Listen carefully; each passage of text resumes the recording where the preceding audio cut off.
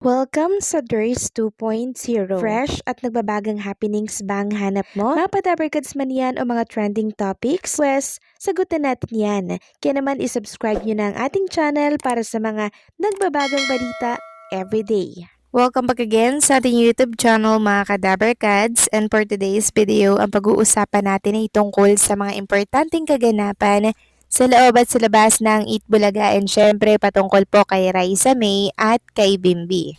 Pero bago po yan, batiin muna natin ang isang congratulations ang Eat Bulaga or TBJ Facebook page dahil finally naka 5 million Facebook followers na po sila mga kadabarkads. Isang patunay lamang ito mga kadabarkads na talaga namang parami po ng parami ang mga followers na tumututok po sa programang Itbulaga, lalo na nang dumating si Bimbi sa Itbulaga at maging parte po ng Dabarkads. Kaya naman congratulations sa Itbulaga at syempre sa mga Itbulaga hosts.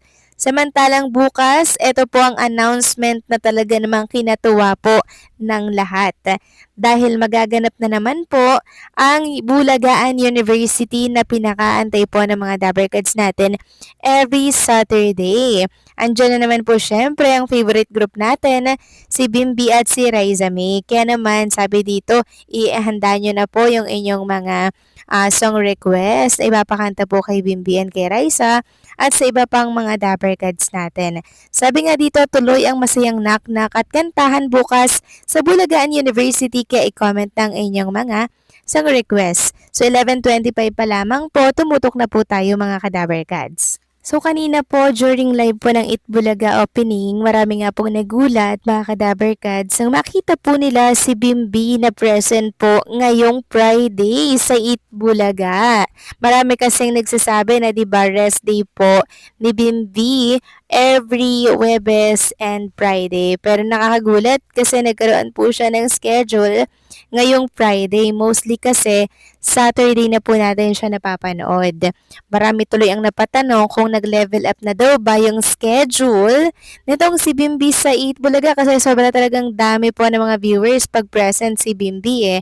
So possible nga po na gano'n ang nangyayari. Nakikita po ng Eat Bulaga yung outcome pag andyan si Bimbi at yung outcome pag wala po si Bimbi. Kaya naman si Raisa May super energetic na naman at kitang-kita po natin ang kanyang kasiyahan kanina, lalo na po pagkasama at katabi si Bimbi, at kapansin-pansin din po mga Kadabarkads na suot-suot niya na po yung kwintas, pero pag wala po si Bimbi hindi niya po yan sinusuot mga Kadabarkads. Pero wala naman pong ibig sabihin yun mga Kadabarkads dahil super okay po ang samahan ni Raisa at Bimbi. Samantalang pag-usapan naman natin mga Kadabarkads ang napansin po ng ilang mga netizen during Itbulaga Live. So bakit daw parang hindi kakaroon ng sweet moment si Raisa May and si Bimbi? Bakit tila daw baga nag-iiwasan ang dalawa? Ano daw ang dahilan? So ang dami po nilang mga ganyan sa live chat po ng Itbulaga mga Kadabarkads. So nakita ko naman kanina, mukhang okay naman po si Raisa and Bimbi, no? Hindi lang po sila nagkukulitan masyado, pero okay naman po yung samahan po nila mga Kadabarkads. Hindi naman kasi araw-araw or every minute dapat sweet sa isa't isa, hindi po ba? So marami kasing nakapansin na naka-off shoulder po itong si Raisa May Dizon ngayong araw po ng Friday, 'di ba? Knowing Bimbi, ayaw niya po ng mga revealing po na mga OOTD at talagang pinagpapalit niya po si Raisa May. So possible daw po ba na ito daw po mga Kadabarkads yung naging problema at pagkatampuhan daw ng Maybe. Ayon nga dito sa mga nabasa nating komento sa live chat ng Itbulaga, dami niyong reklamo, di laging puro kilig trabaho din nila mag-host, wag kayong manood dito kung ayaw nyo. Then sabi pa ng isa, naka-off shoulder nga kasi si Raisa, kaya hands off muna si Bimbi. Syempre, sign of respect yun, yaan nyo na, may ayuda yan si Papi Jack mamaya. Then may nag-comment ba dito na galit nga si Bimbi, si Miles ang inakbayan, hindi si Raisa. So ayan mga Kadabarkads, napansin ko din po kanina na parang nag-iiwasan din sila. Parang hindi po sila nagkakadikit na parang ewan ko ba mga ka-Dabarkads, no, kung anong meron sa kanilang dalawa. Pero sana okay lang po sila mga ka-Dabarkads. Dahil kanina po, nung binati po si Karen Aistrup ng Itbulaga or ni Bossing Vic Soto, nagagraduate na nga siya by Saturday. Emotional po si Karen Aistrup dahil ang kukunin niya daw po ay philosophy daw. Tapos, after pong i-congratulate si Karen, pinuntahan po ni Bossing itong si Bimbi kung ano daw po yung kukunin po na course nitong si Bimbi this coming September. Sabi nga po ni Bimbi ay law daw po or medicine. So yan po, dalawa po mga ka-Dabarkads. So tuloy na talaga yung pag-aaral nitong si Bimbi, tapos binalikan po ni Bossing itong si Riza May. Ikaw, anong plano mo? Wala lang. So pansin ko yung pag-iwas niya talaga mga ka-Dabarkads. Ewan ko ba kung anong problema po nilang dalawa sa isa't isa. Pero kanina naman magkasama po sila. Yun nga lang, hindi sila gaano nag-uusap.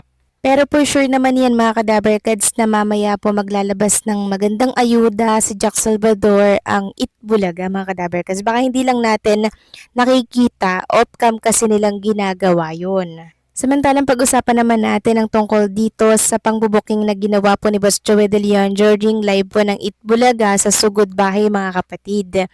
May pagbubuking or pagbubuko po si Boss Joey De Leon na ginawa during Sugod Bahay na meron daw silang ikakasal. Babae daw at lalaki, maraming fans eh, yan po yung sabi ni Boss Joey. Ang sagot naman ni Jose Manalo, paghahandaan daw nila yan, magbabarong at Amerikana daw sila. Malapit na daw mangyari yan mga ka-Dabarkads. So iugnay natin yan sa binuking ni Jose Manalo at Jack Salvador during live po nila sa TikTok na malapit na nga daw po ang pagbabalik ng tatlong lola sa Itbulaga. Meaning, Kalyazere 2.0 ibabalik na ng Itbulaga. Kasi kung ipagkokonikin nyo po yung mga naririnig natin ng mga mula po sa Dabarkads, yan po yung nabubuo. Kalyazere 2.0 at si Bimbi at Riza po ang isasalang dito kasi maraming fans at taga-suporta po nila eh. Samantalang ilang Dabarkads natin, congratulations dahil sasalang po sila sa Vive. Ayon nga dito sa anunsyo ng TV5 sa ngalan ng OPM at sa ngalan ng Good Vibes, ito na ang name drop for this Saturday sa Vive. Checklist reveal na mga makiki-vibe, humanda na, legit na tugtugan at jam with Icy Guerra, all legit vibe, the spotlight is on Quest and Roel Carino sa vibe spot at matinding kantahan naman ang hatid ng Singing Queens. Abangan din ang mga main vibes artists na ibinoto ng mga vibes mula sa leaderboard para umakyat sa Vibe Plus stage. Sabay-sabay natin yang i-check up ngayong Sabado. So 6 p.m. po yan mga ka-Dabarkads ha. Bukas po yan sa TV5 YouTube channel. Kasama ang mga Singing Queens, Roel Carino, and si Direk Icy Guerra ng Itbulaga. So abangan nyo yan bukas mga ka-Dabarkads. Araw po yan ng Sabado. So paano mga ka-Dabarkads, hanggang dito na lamang po ang update natin at maraming salamat po sa inyong patuloy na pagsuporta. Huwag niyo pong kalimutang mag-like sa update na to. Maraming salamat.